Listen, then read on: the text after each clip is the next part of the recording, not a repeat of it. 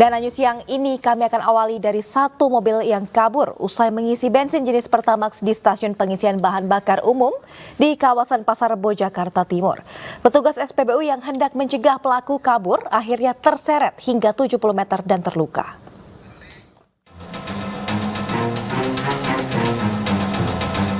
Inilah rekaman kamera pengawas saat petugas SPBU mengisi bahan bakar ke sebuah mobil di kawasan Pasar Rebo, Jakarta Timur. Namun usai mengisi BBM jenis Pertamax dengan total Rp300.000, mobil tersebut langsung tancap gas dan belum membayar bensin yang dibelinya. Petugas SPBU tersebut yang berusaha mencegah akhirnya terseret hingga sejauh 70 meter dari pintu keluar SPBU. Akibat kejadian ini korban terluka di tangan, kaki, dan kepalanya. Hingga saat ini belum diketahui identitas pengemudi minibus yang kabur tersebut. Pertama 300. Itu jam berapa? Kadang itu jam 3:30 deh kayaknya. Kamis subuh. Ya. Terus? Nah, terus pas selesainya itu dia bukan nutup tangki nih. Nah, terus dia mau minta uang. Terus tiba-tiba dia nancep gas. Nah, teman saya itu jadi kelantungan di pintu mobilnya. Oh, petugas SPBU-nya. Terus keseret? Keseret sampai ini pintu keluar gedung PP. PP. Ya, itu ada luka, luka-luka. Luka sih kan ini tangan kanan kiri, kaki juga kanan kiri sama bagian kepala sini kayaknya ada yang ini deh. Apa sih namanya? Bocor gitu. Iya. Aparat Polsek Pasar Rebo sudah mendatangi lokasi dan meminta keterangan saksi dan korban, termasuk mengamankan rekaman kamera pengawas guna mengungkap pelaku. Insiden mobil kabur usai isi bensin ini viral di media sosial. Dari Jakarta, Rizky Falufi, iNews melaporkan. Ya pemirsa, informasi selanjutnya, viral warga sekampung turun tangan mengevakuasi mobil terperosok di jurang hanya menggunakan tali di Enrekan, Sulawesi Selatan.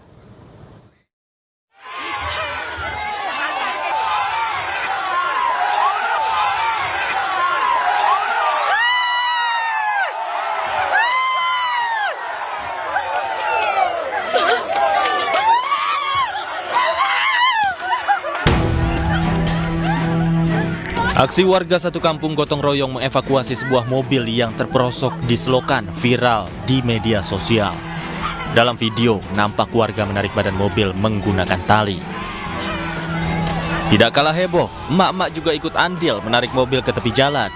Ada juga yang menyemangati warga hingga mobil berhasil dievakuasi.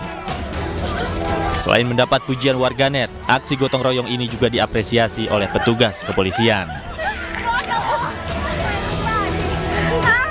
Sangat mengapresiasi ya masyarakat yang telah membantu mobil tersebut ya sehingga bisa terlepas dari musibah, tidak ada korban jiwa maupun kerugian materi dari hal tersebut.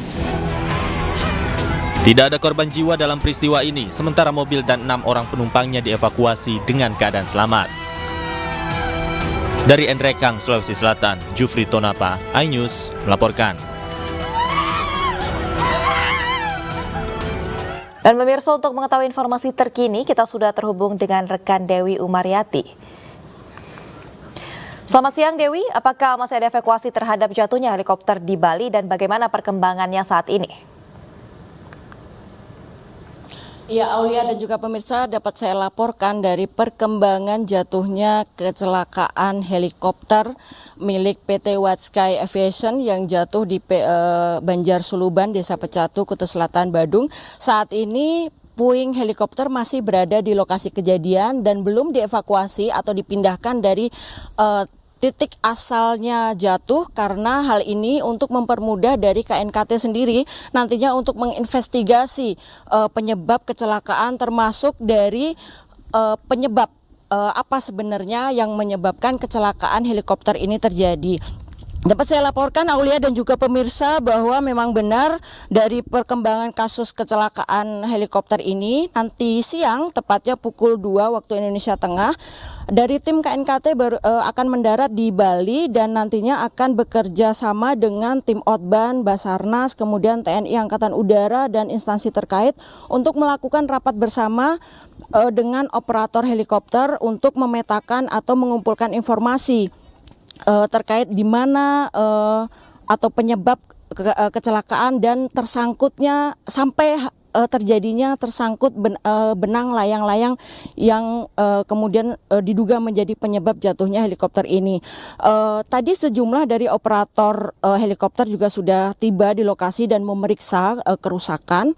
Namun dari 4 orang tadi yang datang sama sekali tidak mau untuk diwawancara. Namun dari informasi yang disampaikan bahwa helikopter ini baru mengudara sekitar 4 menit kemudian akhirnya terjatuh di kawasan Desa Suluban,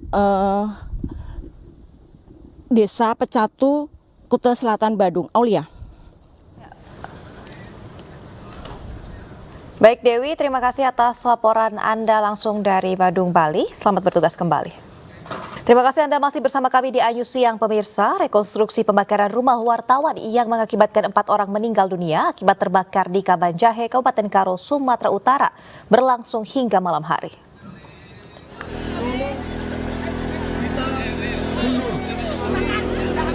Ratusan warga hadir di lokasi menyaksikan langsung rekonstruksi. Semua tersangka dihadirkan saat rekonstruksi dan saat tersangka dihadirkan warga ramai-ramai menyoraki pelaku. Bahkan saat rekonstruksi adegan pembakaran warga tak bisa menyembunyikan emosi dan terus menyoraki pelaku. Sepanjang adegan kedua pelaku terus menunduk tak berani melihat warga yang ramai menonton.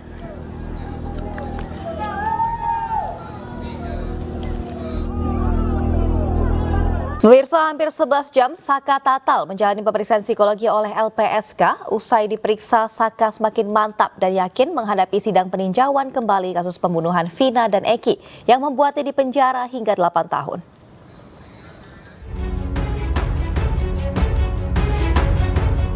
Dengan wajah sumringah, Saka Tatal yang didampingi oleh sang kakak Jaka dan penasihat hukumnya Titin Prialianti keluar dari ruang khusus asesmen oleh tim psikologi Lembaga Perlindungan Saksi dan Korban Jumat malam. Saka menjalani serangkaian tes dan juga wawancara terkait hal-hal yang berkaitan dengan kondisi psikologis dan mentalnya, termasuk statusnya sebagai mantan narapidana pembunuhan Vina dan Eki. Saka mengaku pemeriksaan berjalan lancar dan nyaman, sehingga dirinya bisa lepas menceritakan kejadian-kejadian yang menimpanya di tahun 2016 silam. Hal tersebut membuat keyakinan dan kemantapan dirinya menguat menjelang sidang pengajuan kembali kasus yang menjadikannya narapidana sejak tahun 2016 hingga 2024. Gambar apa yang Saka gambar itu dijelaskan ini gambar apa.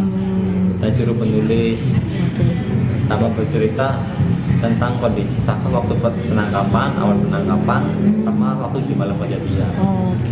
Ada berapa pertanyaan tadi? Pertanyaan Banyak soalnya. Pusing ya? Pusing. banyak banget ya. Ada berapa orang tadi? 2 atau berapa sebagian? 2 orang. 2 orang. Tadi di sana suasana psikologinya gimana, tegang atau gimana?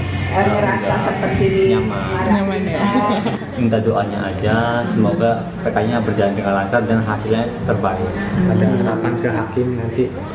Kalau harapan Saka mah enggak, Seperti dulu ya. jangan seperti dulu hakim yang waktu di tahun 2016 itu waktu Saka yang di tahun 2016 itu udah bener-bener kayak udah sidang dewasa, diperlakukannya udah bukan kayak sidang di bawah umur.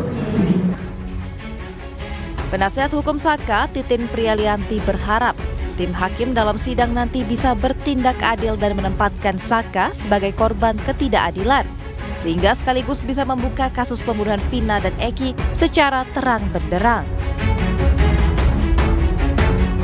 Kami mohon doa, mohon dukungan, mudah-mudahan apa yang Saka perjuangkan lewat PK bisa terkabul dan mengembalikan nama baik Saka. Karena saya punya keyakinan dari 2016 peristiwa itu tidaklah terjadi seperti tertuang dalam tuntutan, yang 8 orang itu juga bukan pelaku pembunuhan pemerkosaan. Sidang peninjauan kembali Saka Tatal sebagai terpidana kasus pembunuhan Vina dan Eki akan digelar pekan depan di Pengadilan Negeri Cirebon. Sidang PK diajukan oleh Saka Tatal untuk membersihkan namanya dari vonis sebagai pembunuh Eki dan Vina.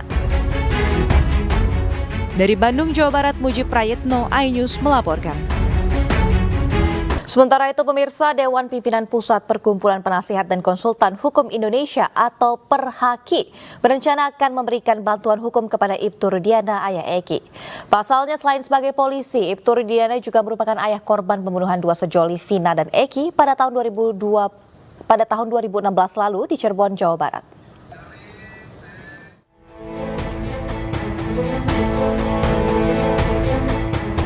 Melalui press release yang disampaikan Ketua Umum Pusat Bantuan Hukum atau Perbaki, Pitra Romadoni Nasution mengatakan akan memberikan bantuan hukum kepada Ibtu Rudiana. Ibtu Rudiana juga berhak mencari keadilan dan kepastian hukum atas kematian anak lelakinya. Namun belakangan ayah Eki justru dilaporkan oleh keluarga terpidana melalui kuasa hukumnya Pradi ke Barreskrim Mabes Polri dengan dugaan laporan palsu dan penyiksaan. Laporan terpidana kasus Vina rupanya mematahkan semangat Ibtu Rudiana dalam memperjuangkan keadilan untuk anaknya Eki yang sudah bertahun-tahun tidak mendapat titik terang. Aki akan memberikan bantuan hukum kepada Bapak Ibtu Rudiana dengan pertimbangan satu, bahwasanya beliau Ibtu Rudiana adalah sebagai pelapor dalam kasus pembunuhan berencana dan pemerkosaan yang mengakibatkan meninggalnya anak Bapak Ibtu Rudiana yang bernama Muhammad Rizky Rudiana dan almarhum Vina. Yang kedua, beliau selaku korban saat ini sedang berjuang memperjuangkan keadilan dalam memberikan keadilan kepada korban. Selaku pelapor tentunya Ibtu Rudiana harus diberikan perlindungan hukum. Ketiga, kami Dewan Pimpinan Pusat Perhaki memutuskan dengan keputusan DPP Perkumpulan Penasihat dan Konsultan Hukum Indonesia, karena Ibtu Rudiana telah dilaporkan ke Barreskrim Mabes Polri, dalam hal ini statusnya sebagai terlapor, sehingga kami mempertimbangkan perlu diberikan bantuan hukum kepada Bapak Ibtu Rudiana untuk memperjuangkan hak-hak hukumnya dan memberikan keadilan kepada korban. Perbaki juga menyebutkan saat ini sudah ada puluhan advokat yang akan membela Ibtu Rudiana. Dan kini pihaknya tengah mencari bukti-bukti dalam mengungkap kasus pembunuhan Eki dan Vina. Dari Cirebon, Jawa Barat, Miftahudin Ainus melaporkan. Dan pemirsa, untuk membahasnya lebih dalam, kami sudah bersama Ketua Komnas Perlindungan Anak Provinsi Kepulauan Bangka Belitung, ada Ibu Imelda Handayani. Ya, selamat siang Ibu Imelda. Ya, selamat siang Mbak Aulia. Baik, terima kasih Bu Imelda sudah menyempatkan waktu untuk bergabung bersama Ainus siang hari ini. Ya Bu, jika kita melihat kasus ini begitu miris ya Bu, bagaimana ya awal mula kasus ini bisa terungkap? Ya, jadi ini memang dari awal kami juga mendapatkan informasi bahwa ada kejadian di mana seorang anak yang mendapatkan kekerasan seksual dari pengurus panti asuhan di mana anak ini tinggal. Nah, kemudian anak ini dia bersama teman-temannya karena sudah merasa sudah tidak tahan lagi mendapat perlakuan tersebut, dia berencana melaporkan ke polisi yang dalam hal ini Polsek Tanjung Pandan. Nah, tetapi di tengah pelaporan itu dia justru mendapatkan tindakan pelecehan seperti itu. Terungkapnya kasus ini sebenarnya tidak bersamaan ya Mbak, tetapi ada jeda waktu karena dari anak sendiri itu merasa takut gitu untuk melaporkan. Bahkan yang menyedihkannya adalah ketika si anak ini menganggap bahwa begini dia bilang ke kami, "Ibu, kami pikir seperti itulah proses penyelidikannya," begitu ya. Jadi sedih sekali. Nah, kemudian itu segera kami tindak lanjuti bersama UPTD PPA Provinsi dan UPTD PPA Kabupaten Belitung untuk segera mengorek keterangan lebih lanjut, mengumpulkan bukti-bukti dan juga saksi yang berdasar itu mereka dengan teman-temannya yang menemani untuk melaporkan kasus awalnya.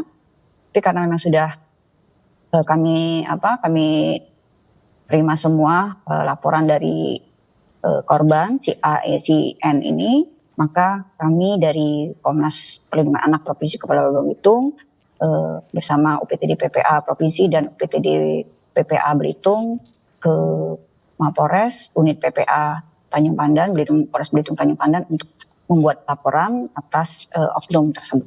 Baik Ibu Imelda, ini berarti korban ini melapor ke Komnas Perlindungan Anak ini setelah mendapatkan perilaku yang tidak menyenangkan saat melapor itu ya, setelah dicabuli oleh oknum polisi, baru melapor ke Komnas PA? Iya, jadi memang ada jeda waktu ya Mbak, karena dia ini nggak paham gitu ya, tahu lah anak-anak mungkin dia memang lugu, memang tidak terlalu mengerti gitu ya. Jadi setelah itu dia bilang ada yang mau diceritakan gitu dengan pendamping UPTD PPA waktu itu kan. Cuman waktu itu belum tahu apa yang mau diceritakan. Akhirnya terungkaplah bahwa ketika dia melapor ke polsek itu dia dicabuli lah oleh oknum ini. Jadi untuk kronologisnya mungkin sudah cukup diketahui gitu bagaimana dia dibawa ke suatu ruangan, kemudian dikunci di situ dan disitulah oknum tersebut memperlakukannya. Baik Bu, ini berarti pada saat korban ini melapor untuk pertama kali pada saat ia pergi ke kantor polisi, ini siapakah Bu yang menemani si korban ini?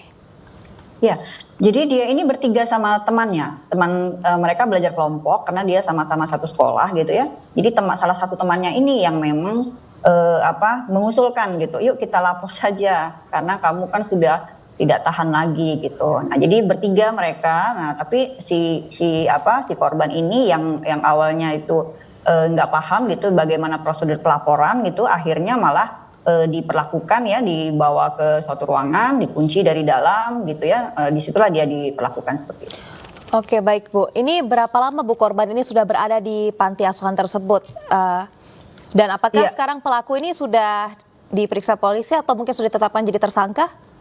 Iya, jadi untuk kasus yang pertama, kasus pencabulan yang pertama oleh petugas panti ini itu sudah masuk ya Mbak, sudah selesai, dan anak ini ternyata memang dari kecil sudah ada di panti dan dia mendapatkan perlakuan kekerasan seksual itu dari mulai dia kelas 6 SD sampai kelas 2 SMP itu oleh oknum tersebut, dan ini sudah untuk yang kasus awalnya itu sudah ditetapkan sebagai tersangka. Nah untuk oknum kepolisian ini itu sudah juga ditetapkan sebagai tersangka statusnya dan saat ini sudah berada di tahanan Mapores Belitung. Baik Bu, lalu untuk kondisi korban saat ini seperti apa Bu? Dan penanganan terhadap korban ini dari Komnas PA sendiri ini seperti apa? Ya, kami bersama dengan UPTD PPA Provinsi dan Kabupaten Belitung itu sudah melakukan pendampingan. Kami juga sudah bersama UPTD PPA menjadwalkan untuk trauma healingnya, dan si anak ini sudah berada di bawah pengawasan orang tua asuh yang memang dicarikan ya untuk bisa melindungi sampai dengan proses persidangan berjalan nanti. Baik, terima kasih Ibu Imelda atas waktunya bersama News Siang pada hari ini. Sama-sama. Terima kasih kembali. Selamat siang dan salam sehat selalu. Pemirsa, memasuki musim kemarau yang panjang, harga bumbu dapur mendadak naik di Pasar Tradisional Baru, Kabupaten Tuban, Jawa Timur.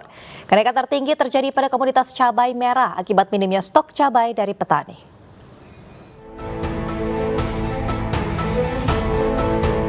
Harga cabai di sejumlah pasar di Kabupaten Tuban kembali melambung tinggi. Salah satunya di Pasar Baru, tepatnya di Jalan Gajah Mada, Kabupaten Tuban, Jawa Timur. Harga cabai rawit merah kini menembus Rp55.000 per kilogram, di mana sebelumnya hanya Rp35.000 per kilogram. Sementara harga cabai hijau dan cabai keriting naik menjadi Rp35.000 per kilogramnya. Selain cabai, komoditas bumbu dapur lainnya seperti kemiri juga ikut naik, dari Rp40.000 per kilogram kini menjadi Rp50.000 per kilogram. Kenaikan harga ini dikeluhkan beberapa pembeli yang kaget lantaran begitu cepat naiknya harga komoditas cabai dan kemiri. Kering adanya itu jadi yang sudah jual. Untuk pengeluaran sendiri bertambah berapa? Kalau pengeluaran bertambah sih enggak, cuma ya belinya yang sedikit, lumayan banyak. Menurut para pedagang, kenaikan harga ini sudah terjadi sejak 1 pekan terakhir akibat minimnya stok kiriman dari para petani. Mingguan. Sudah 1 mingguan. Ya. Ini faktor apa Bu? Cuacanya panas Mas. semua kering, jadinya cabenya ya kering semua. Stok banyak atau cuma nipis Bu kalau saat ini? Stoknya ya nipis. Dengan naiknya harga sejumlah komoditas bumbu dapur ini membuat kondisi pasar menjadi sepi. Pedagang dan pembeli berharap harga cabai dan bumbu dapur lainnya bisa stabil kembali. Dari Tuban, Jawa Timur, Pipit Wibawanto, iNews melaporkan. Seiring anjloknya harga sayuran di tingkat petani, sebuah kampus di Magelang, Jawa Tengah memborong sayuran dan kemudian membagi-bagikan ke warga.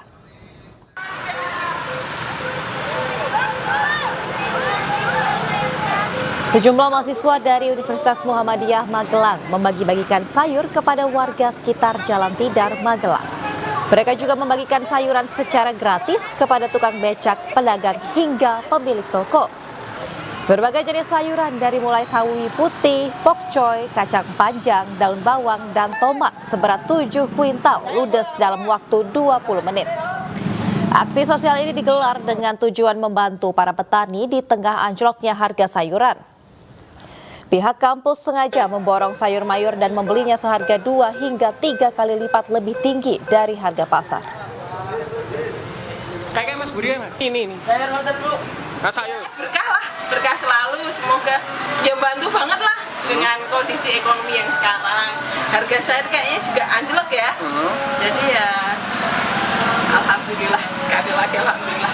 Ini mau rencana buat langsung di sayur atau gimana? Nanti kemungkinan langsung di sayur.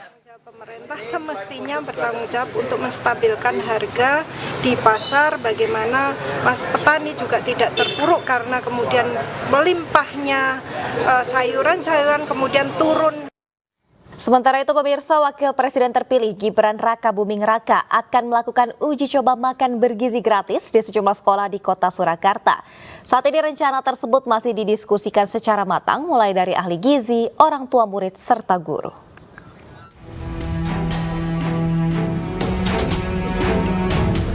Ditemui usai menghadiri pelantikan Wali Kota Surakarta Teguh Prakosa di Gedung Gradika Bakti Praja, Wakil Presiden terpilih Rakabuming Raka menyampaikan terkait uji coba makan bergizi gratis di Surakarta masih didiskusikan secara matang. Diskusi tersebut agar program ini berjalan lancar dan tepat sasaran. Nantinya uji coba makanan bergizi gratis akan diterapkan di beberapa sekolah di Surakarta. Gibran mengakui program tersebut masih membutuhkan banyak masukan dari semua kalangan, mulai dari ahli gizi, orang tua murid, hingga guru. Program makan gizi gratis ini skemanya masih didiskusikan, masih kita matangkan.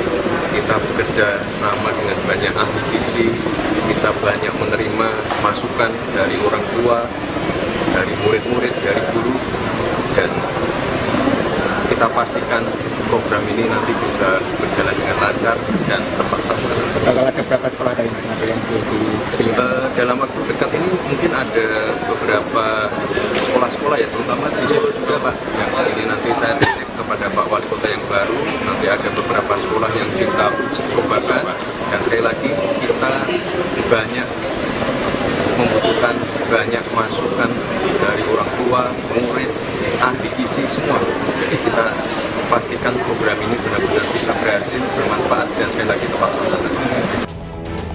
Kepada Wali Kota Teguh Prakosa, Gibran menitipkan program tersebut agar dapat berjalan dengan baik serta memberikan manfaat kepada rakyat. Dari Semarang, Jawa Tengah, Kristadi, tim iNews melaporkan. Pemirsa, Lembaga Bantuan Hukum Jakarta membuka posko pengaduan guru honorer korban pemecatan akibat kebijakan cleansing Kadisdik DKI Jakarta. Setidaknya hingga saat ini sebanyak 107 guru honorer di sekolah negeri telah kehilangan pekerjaan.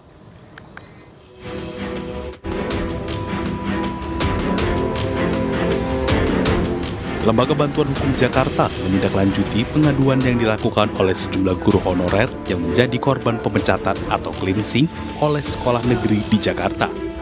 LBH Jakarta pun membuka posko pengaduan terhadap guru honorer yang terdampak. Hingga kini setidaknya terdapat 107 guru honorer yang tersebar di 5 kota madya Provinsi DKI Jakarta di tingkat sekolah dasar, sekolah menengah pertama SMP, hingga sekolah menengah atas SMA yang mengalami pemecatan sepihak. Ada total 107 guru honorer yang terdampak dari kebijakan cleansing yang dilakukan di beberapa satuan pendidikan negeri di wilayah Provinsi DKI Jakarta. Jadi ketika itu teman-teman guru honorer datang berhimpun, kemudian kami berdiskusi terkait apa yang menjadi problem gitu ya. Dalam proses diskusi di Senin kemarin, kami melihat ada pola yang tidak beraturan gitu ya, masih sangat sporadis. Ada teman-teman yang masih bekerja, masih ada jam ngajar. Kami melihat ada pola yang tidak beraturan gitu ya, masih sangat sporadis. Ada teman-teman yang masih bekerja, masih ada jam ngajar. Ada juga yang sudah betul-betul tidak bekerja lagi, sudah betul-betul diberhentikan gitu oleh pihak sekolah. Dan kami menilai ini sepertinya ada dampak yang lebih meluas dan sebaran korban yang jauh lebih meluas. Sementara itu, pelaksana tugas Kepala Dinas Pendidikan DKI Jakarta, Budi Awaludin membantah telah melakukan pemecatan terhadap 107 guru honorer di Jakarta. Menurutnya, 107 guru honorer tersebut ditertibkan sesuai dengan Undang-Undang Nomor 20 Tahun 2023 tentang ASN karena keberadaannya tanpa seleksi yang jelas serta tidak terdaftar di Dapodik. Kondisinya adalah guru honorer ini mereka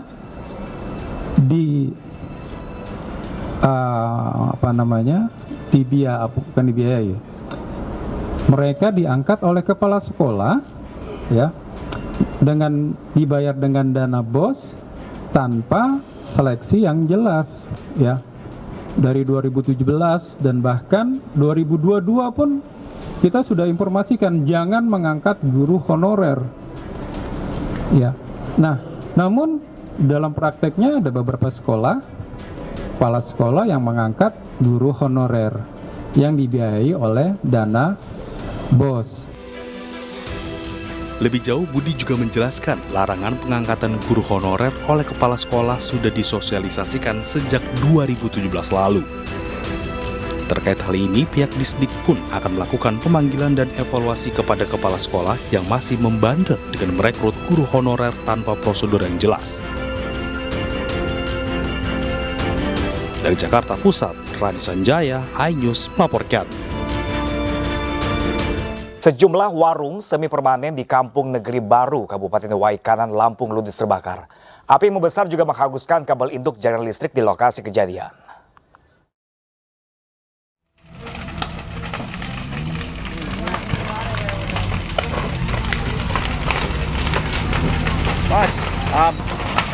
Dari rekaman video amatir warga, terlihat kobaran api dan asap tebal membumbung tinggi dari 5 warung semi permanen di depan SPBU Simpang 4, Kampung Negeri Baru, Kabupaten Waikanan, Lampung pada Jumat siang. Api yang membesar juga merambat dan membakar kabel induk jaringan listrik di lokasi kejadian. Diduga, api berasal dari kompor dan tabung gas yang meledak dari salah satu warung yang terbakar. Kebakaran baru dapat dipadamkan setelah petugas damkar dan BPBD Kabupaten Waikanan tiba di lokasi untuk memadamkan api. Akibat peristiwa ini, pemilik warung ditaksir mencapai kerugian hingga ratusan juta rupiah. Dari Kabupaten Waikanan, Lampung, Andrea Avandi, iNews melaporkan. Ya pemirsa, adanya pembaruan keamanan pada Microsoft Windows telah mengakibatkan gangguan sistem di banyak negara. Gangguan itu disebut dengan the blue screen of death juga terjadi di Bandara Soekarno-Hatta, Tangerang, Banten.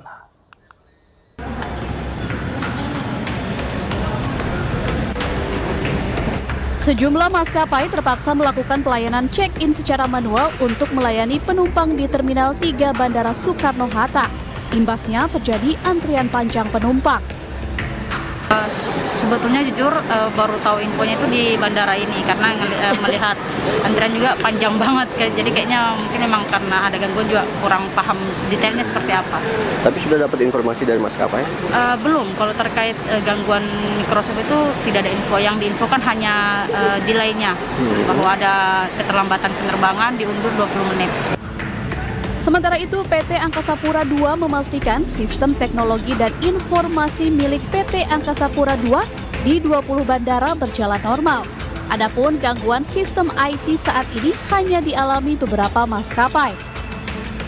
Bahwa sistem IT milik PT Angkasa Pura II di 20 bandara saat ini berjalan dengan normal serta berfungsi dengan baik dalam melayani operasional penerbangan dan melayani penumpang pesawat. Adapun gangguan sistem IT sebagaimana yang tengah terjadi di sejumlah negara, saat ini dialami sistem IT milik beberapa maskapai. Sejalan dengan gangguan sistem IT ini yang dialami beberapa maskapai, AP2 bersama maskapai terkait menjalankan sejumlah penyesuaian dalam memproses keberangkatan penumpang pesawat. Antara lain, proses check-in penumpang pesawat dilakukan dengan manual oleh personil maskapai, khusus bagi maskapai yang mengalami gangguan sistem IT. Sejumlah laporan menyebutkan gangguan disebabkan pembaruan perangkat lunak Microsoft. Komputer yang menggunakan sistem operasi Windows 10 dilaporkan mengalami crash dan menampilkan blue screen of death setelah pembaruan untuk produk keamanan yang disediakan oleh perusahaan CrowdStrike.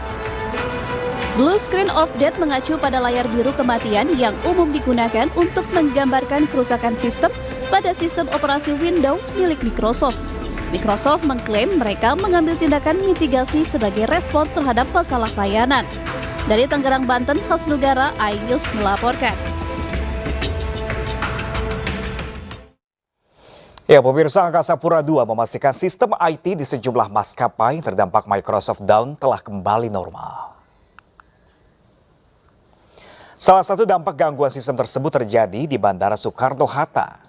Layanan check-in, penumpang, dan bagasi maskapai sempat harus dilakukan manual.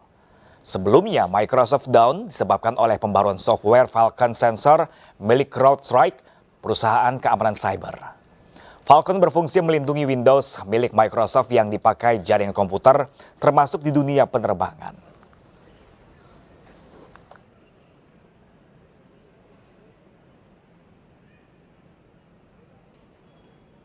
Ya, pemirsa, di tengah mahalnya harga kebutuhan barang pokok, Provinsi Jawa Timur berhasil mencatatkan sejarah dengan angka kemiskinannya hanya mencapai 1 digit, yakni 9,79%.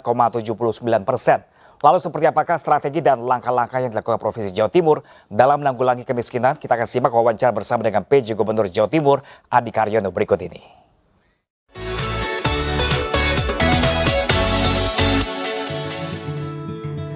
Salah satu capaian terbaru adalah penurunan angka kemiskinan sebanyak 0,56% dibanding periode Maret tahun 2023. Saat ini angka kemiskinan Jawa Timur yang mencapai 9,79%, kali pertama berada di bawah 10%. Seperti apa strategi dan langkah-langkah yang dilakukan pemerintah Provinsi Jawa Timur bersama PJ Gubernur Jawa Timur Bapak Adi Karyono? Kita akan membahasnya. Pak Adi, prestasi luar biasa di periode 2024 ini sejak Maret ya Pak ya. Di masa kepemimpinan Bapak berhasil menurunkan angka kemiskinan. Nah, seperti apa sih Pak strategi yang dilakukan oleh Provinsi Jawa Timur dengan program-program yang selama ini sudah berjalan Pak? Ya, baik, ini berita yang sangat menggembirakan ya. Pada 3 hari yang lalu rilis dari BPS menunjukkan bahwa kita sangat signifikan ada penurunan kemiskinan 0,56%. Dan itu merupakan penurunan kemiskinan yang sangat tinggi, tetapi itu merupakan kerja keras dan akumulasi dari beberapa tahun, ya, terutama 5 tahun terakhir, bagaimana upaya kita untuk bisa Jawa Timur kemiskinannya turun menjadi 1 digit, dan ini alhamdulillah terjadi. Strategi kami sebetulnya mendesain program yang memang sudah menjadi patronnya untuk penanganan kemiskinan. Yang pertama sebetulnya ada 2 hal ya, dua faktor. Yang pertama, bagaimana kita mengendalikan faktor-faktor eksternal, yaitu bagaimana ekonomi makro yang kita lakukan, yaitu bagaimana menjaga pertumbuhan ekonomi, inflasi dapat dikendalikan, dan juga berbagai hal yang membuat Jawa Timur stabil. Yang kedua adalah tentu strategi dengan intervensi program khusus penanganan kemiskinan. Yang pertama prinsipnya adalah bagaimana membuat beban pengeluaran dari masyarakat miskin ini bisa terkurangi. Banyak bantuan baik yang dari pusat maupun dari provinsi tentunya.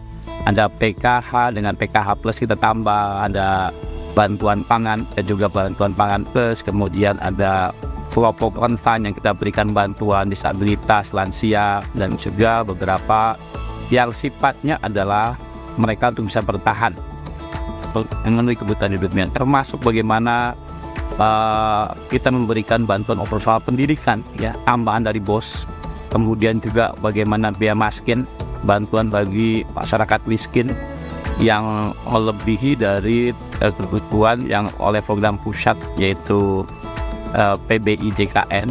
Tidak ada kata lain, strateginya adalah bagaimana meningkatkan pendapatannya dengan berbagai macam bantuan, baik pemberdayaan ekonomi yang sifatnya langsung, kemudian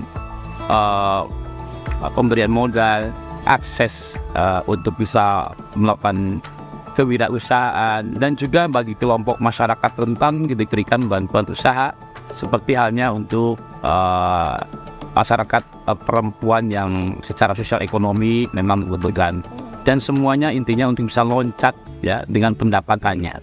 Yang ketiga adalah dengan cara lingkungan kesehatan dan lingkungan rumahnya, dan rehabilitasi rumah tidak layak huni, karena memang itu indikator dari kemiskinan. Kalau tiga-tiganya kita lakukan, maka alhamdulillah hasilnya sekarang kemiskinan dari Jawa Timur turunnya bisa berkontribusi 30,4% secara nasional. Tadi Bapak juga sebutkan bahwa juga pemerintah daerah juga mempunyai program-program sendiri. Nah, seperti apa itu pengkolaborasian sehingga program penanganan fakir miskin di Jawa Timur ini bisa dicapai dan akhirnya bahwa terbukti dengan penurunan angka kemiskinan di 2024 ini?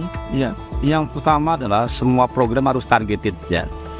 Di mana ketersediaan data dengan multi program yang dibutuhkan harus termapping dengan jelas. Yang kedua harus terintegrasi. Jadi masing-masing program harus bisa saling mendukung, mengkroyok dengan satu data yang memang dibutuhkan. Misalnya berbasis keluarga. Keluarga itu miskin, dari sisi pendidikannya seperti apa, keuangannya bagaimana, lingkungan seperti apa, pemberdayaan ekonomi seperti apa, maka itu harus dikeroyok. Oleh karena itu yang paling akan membuat nendang sebetulnya adalah, ya, terintegrasi dengan baik antara pusat, ya, program-program provinsi dan kabupaten, dan saling simultan. Ini kan melihat data yang memang masih belum sinkron, maka bisa terjadi ada program yang tidak rembuk dan nyekrup gitu, ya, antara OPD yang satu dengan yang lain. Kalau ingin kita akan bersatu untuk bisa mengatasi kemiskinan, maka kuncinya data, unified data seperti data resourcing ini diperlukan untuk bisa memberikan ketepatan sasaran. Apa harapan Bapak sebagai PJ Gubernur Jawa Timur terkait dengan tantangan-tantangan dan juga untuk melanjutkan program keberlanjutan selanjutnya sehingga masyarakat di Jawa Timur ini bisa merasakan betul, Pak, manfaat dari program-program yang ada, dan kedepannya Jawa Timur ini indeks angka kemiskinan semakin lama semakin turun? Konsentrasi kami adalah untuk bagaimana secepatnya, sebanyak-banyaknya memberikan program peningkatan pendapatannya, ya. Ini yang akan bisa membuat masyarakat kita bisa merasakan bahwa kemiskinan akan terus turun dengan cepat. Dan juga tidak lupa bahwa ekonomi secara makro tetap kita kendalikan betul, dan alhamdulillah memang tanda-tanda sudah membaik, ya. Mudah-mudahan 2025 ke depan, ya, sampai 2045 bisa tercapai dengan start kemiskinan di 94%, buat ekonomi yang tinggi, kemudian inflasi dapat terjaga dengan baik seperti halnya selama ini. Optimis Jawa Timur bisa loncat menjadi provinsi yang lebih sejahtera dan angka kemiskinan akan turun dengan cepat. Oke, terima kasih banyak Pak Adi atas obrolannya. Semoga apa yang menjadi harapan Bapak dan juga harapan dari masyarakat Jawa Timur dengan meningkatkan ekonominya semakin baik dan juga angka kemiskinan semakin turun bisa tercapai dengan baik. Pemirsa, demikian bincang-bincang saya dengan Adi Karyono, PJ Gubernur Jawa Timur. Sampai jumpa di bincang-bincang berikutnya. Ya, pemirsa, Desa Wonorejo di Magelang dan Desa Patak Banteng di Wonosobo, Jawa Tengah masuk dalam 50 besar Anugerah Desa Wisata Indonesia 2024. Dua desa ini dikunjungi Menparekraf Sandiaga Uno untuk melihat langsung potensi pariwisata dan ekonomi kreatifnya.